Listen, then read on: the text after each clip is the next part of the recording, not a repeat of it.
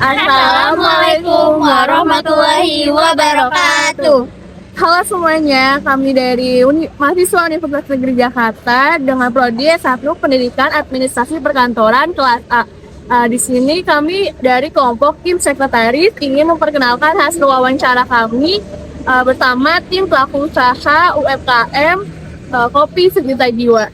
Sebelumnya perkenalkan, nama saya Ayu Amalia Mukaroma dengan NIM 17096252122. Perkenalkan, nama saya Glenn Hayu dengan NIM 170-962-5058. Perkenalkan, nama saya Ananda Sirecia Ponyatrawan dengan NIM 17096251103. Dan perkenalkan, nama saya Jilan Fakir Al-Mutawakil dengan NIM 17409625094. Nah, dalam video ini kami akan membahas tentang hal-hal mengenai mengarahkan dan mengawasi kinerja karyawan dalam pelaku usaha UMKM. Yuk kita simak videonya. Ayo.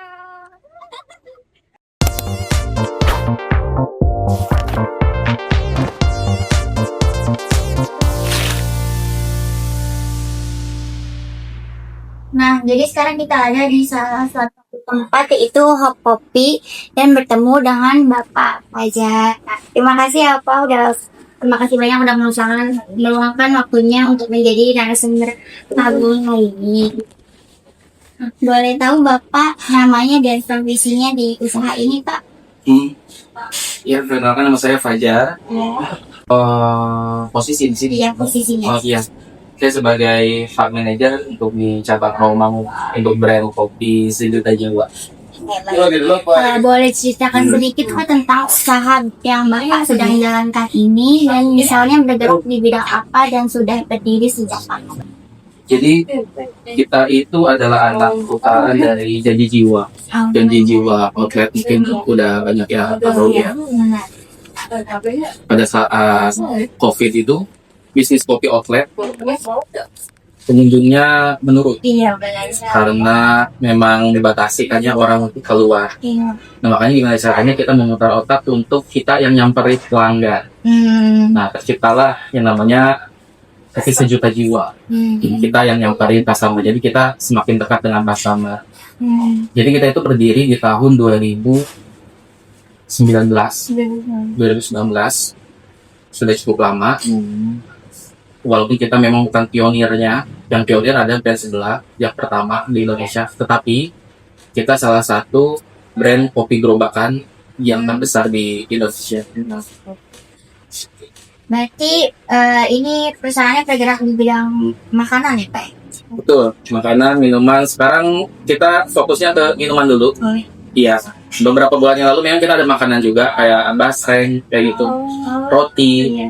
Nah, tapi untuk saat ini kita stop dulu. Gitu, kita fokus untuk berjualan ke minuman dulu. Selanjutnya, sejak kapan nih Bapak mulai menekuni profesi di bidang ini dan apa yang awalnya memotivasi Bapak untuk terjun ke dalam bidang bisnis ini? Oke. Sebenarnya bisnis ini tuh kalau saya di Sejuta Jiwanya baru 6 bulan. Baru 6 bulan. Tetapi untuk model bisnis yang sama saya sudah kurang lebih 1 tahun lebih. Karena di domisili saya di Cilegon saya pun memiliki model bisnis yang sama. Tapi memang skalanya nggak besar. Nah, kenapa saya bergabung ke Sejuta Jiwa? Karena memang ada kesempatan. Gimana caranya biar usaha saya di kampung di Cilegon itu bisa berkembang. Tentu saya harus belajar sama brand yang besar. Iya. Maka dari itu saya ketika ada kesempatan saya terima kesempatan ini untuk mengelola Sejuta Jiwa di cabang Rawamangun. Ya, tujuannya untuk apa? Tujuannya untuk saya nyolong ilmunya. Iya, dan nanti saya bisa terapkan di usaha saya pribadi. Selanjutnya, kalau boleh tahu, saat ini ada beberapa karyawan yang mau jadi di bawah usaha lain. Di sini tuh ada beberapa posisi yang sering kita tahu itu yang di pinggir jalan yang jualan. Itu namanya rider. Oh, rider. Itu namanya rider. Rider di Hub Rawamangun ini ada di 134 orang. Dengan rata-rata operasional harian itu di 95 orang dari Hub Rawamangun aja. Untuk total admin kita di sini ada di 5 orang. Ada juga posisi runner. Runner itu yang tugasnya membagikan produk kepada rider. pada pagi hari. Itu kita ada 6 orang. Lalu di sini juga ada security. Jadi kurang lebih yang di bawah naungan kami di Habawa Maun ini kurang lebih ada 150 sampai 125. Oh, banyak yang sih. Selanjutnya sebagai district manager, apa saja tugas utama Bapak dalam mengelola usaha sehari-hari? Everything about hub inilah, semuanya tentang hub. Jadi biasanya beberapa posisi itu tugas kamu melayani konsumen, bla bla bla bla nih, kamu input penjualannya. Kalau untuk posisi district manager ini, pokoknya semua, mulai dari kebersihannya, mulai dari omset, target, penambahan karyawan, pengurangan, evaluasi kinerja, terus ya bekerja sama dengan beberapa mitra, cek supply, sedotan, cup dan lain-lain, kesehatan produk ini masih layak jual atau enggak, kita cek setiap hari kelayakannya. Pokoknya semuanya, semua tentang hub ini itu menjadi tanggung jawab district manager. Awasi semua Bapak jadi. Semuanya, mulai dari absensinya, kehadiran dan lain-lain itu semua kita yang tanggung jawab. Apakah Bapak mengarahkan yang mengawasi kinerja karyawan juga termasuk dalam tanggung jawab? Masih, itu termasuk. Lalu bagaimana biasanya Bapak memberikan arahan kepada karyawan agar mereka paham tugas dan tanggung jawabnya masing-masing? Ya, untuk di posisi district manager itu kita harus pandai dalam mendelegasi tugas. Jadi di sini kita nggak bisa kerja sendiri. Makanya tadi ada beberapa posisi, rider, runner, admin, dan nggak lupa di sini pun ada posisi namanya supervisor. Nah, supervisor ini yang lebih banyak mengeksekusi apa-apa saja yang disampaikan oleh district manager. Jadi district manager ini tugasnya itu adalah menerima informasi dari pusat, menerima informasi dari kantor pusat, apa saja yang harus dieksekusi di lapangan. Nah itu saya langsung sampaikan ke supervisor. Nah setelah saya delegasikan ke supervisor, di situ kita berbagi tugas. Siapa yang akan menyampaikan ke admin, siapa yang akan menyampaikan ke runner, ke rider dan yang lain. Jadi untuk di district manager ini harus lebih pandai untuk mendelegasikan tugas. Oke, Kak, Lula tadi udah mention ya kalau sebagai district manager itu ada pengawasan juga terhadap kinerja karyawannya. Nah, Bapak itu punya sistem sendiri gak sih untuk menilai karyawannya ataupun langsung mengawasi? Di sini kita ada KPI, indikator. Jadi kita ada indikator penilaian supervisor, KPI sendiri, runner, admin dan lain-lain. Itu semua kita ada poin-poin penilaiannya. Bagaimana cara mengawasinya? Itu balik lagi tadi delegasi itu. Saya minta tolong mendelegasikan tugas untuk pengawasan ke admin itu lebih ke supervisor. Rider itu ke supervisor. Nah, untuk mengecek, kalau saya lebih mengecek ke kinerja dari supervisor itu sendiri. Jadi kalau misalnya supervisornya tidak memberikan feedback apapun tentang kinerja di lapangan, namun ternyata hasil omsetnya itu kurang bagus, berarti di sini yang harus ditanyakan. Jadi simpel banget. Kalau misalnya penjualan kita rendah, kehadiran rider itu rendah, itu berarti ada something, ada sesuatu. Saya baru tanya ke supervisor. Tapi kalau misalnya jawaban dari supervisor itu kurang memuaskan, saya biasanya langsung tanya ke posisi yang bersangkutan. Bagaimanapun untuk di posisi district manager itu kita harus percaya. Kalau nggak percaya kita respon, kita harus selalu turun tangan. Tapi kalau misalnya jawaban dari supervisor itu tidak memuaskan, yang itu bukan jawaban yang relevan, yang kita harapkan, kita biasanya langsung turun ke lapangan untuk cek secara Berarti melalui tahapan-tahapan itu. Berarti kalau ada karyawan yang kinerjanya menurun nih Pak, biasanya langkah yang Bapak ambil itu untuk memperbaikinya kayak gimana Pak? Ya, di sini karena kita bedanya penjualan pasti yang dicek adalah omset. Yang disebut kurang baik itu berarti omsetnya kurang bagus nih. Atau ya kita anggap omset deh.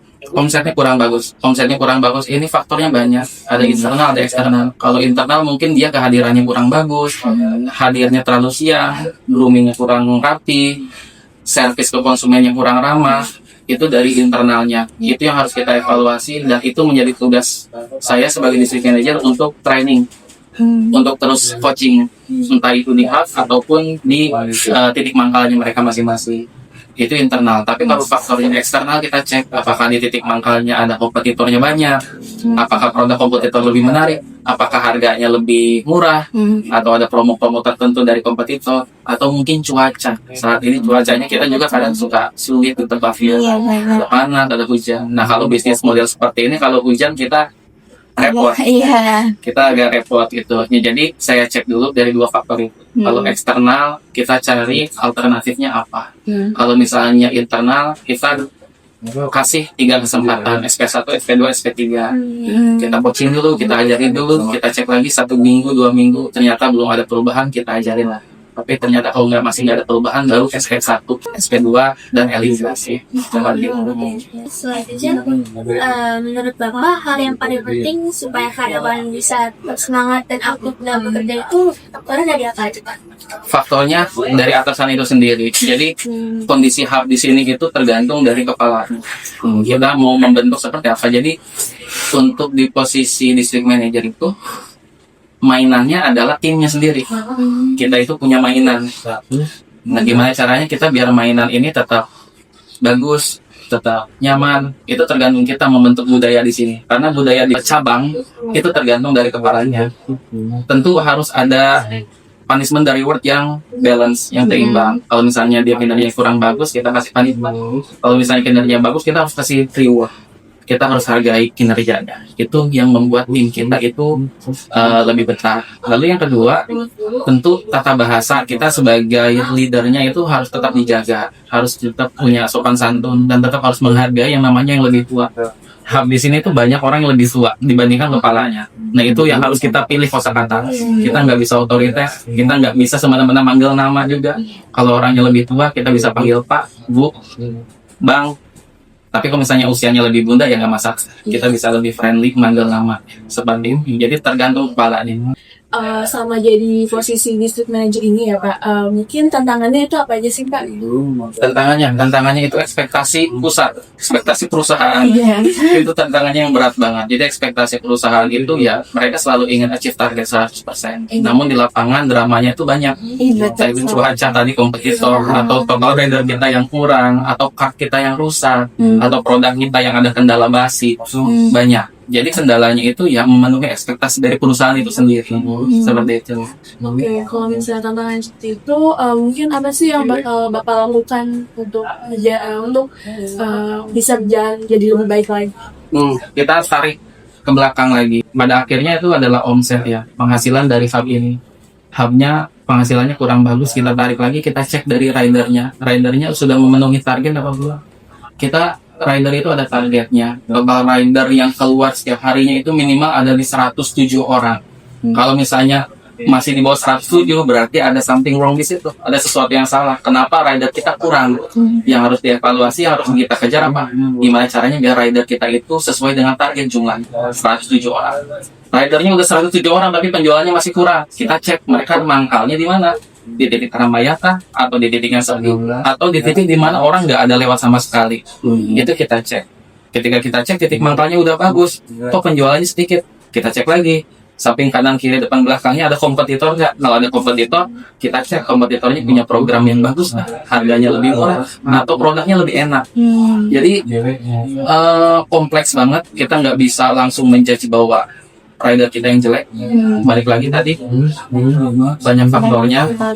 Kalau misalnya gimana caranya buat mengatasi itu, kita harus cek lembar per lembar gitu.